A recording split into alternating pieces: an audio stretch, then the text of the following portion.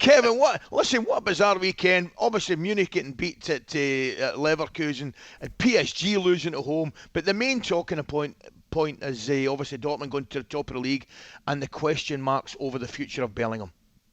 Well, those question marks have been there for a long time. I know that the club haven't given up on trying to persuade him to sign a new deal, which would possibly include a release clause, because that's the key at the moment. His current contract does not have any kind of release clause, and so Dortmund are in control of that situation. For his part, he's done a really, really good job of blocking out all the noise. He was excellent on Saturday. I commentated on that game. And even though he's struggling with a knee problem at the moment, he's been playing with a knee brace because he got a knock in training. But he's actually still playing really well. Made the second goal. And I was a little surprised by the reports. And David Ornstein's mega connected, so I would never doubt him in any way, shape or form. But I'm not quite sure what's changed from before to now, because it was always going to take a huge amount of finance to bring Jude in.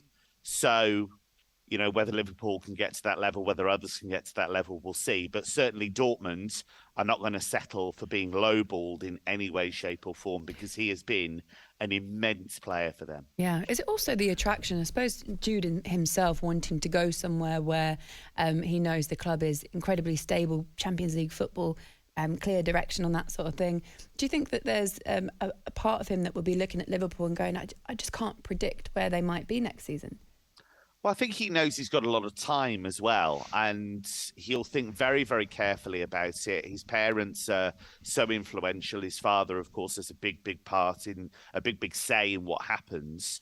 And when they made the move to Dortmund, they thought very, very carefully. There were lots of clubs who wanted to sign him at the time. I still feel, even though it's probably the least likely scenario, I still feel he could stay in Germany another year, because he's captained the club this season on several occasions. We don't know if Mats Hummels and Marco Reus are going to stay, because both of their contracts expire in the summer.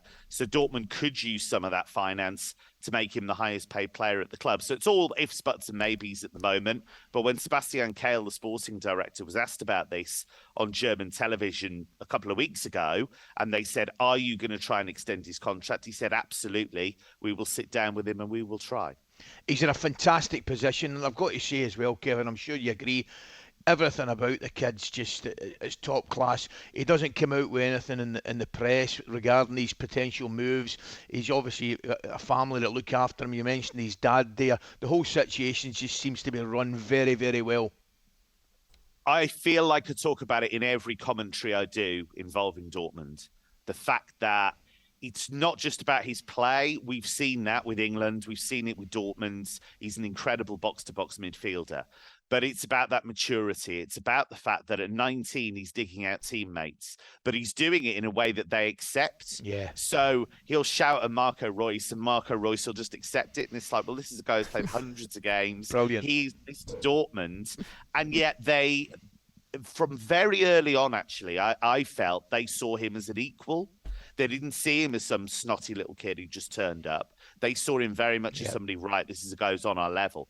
And you listen to the way he speaks in press conferences, post-match interviews.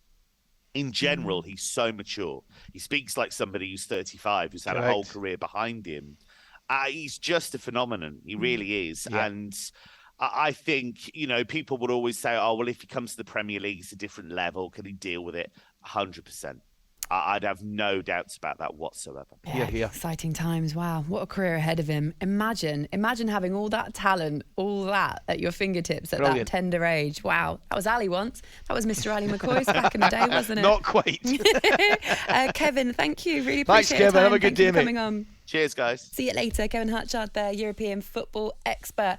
talkSPORT Breakfast with Laura Woods. Monday to Wednesday mornings 6 till 10.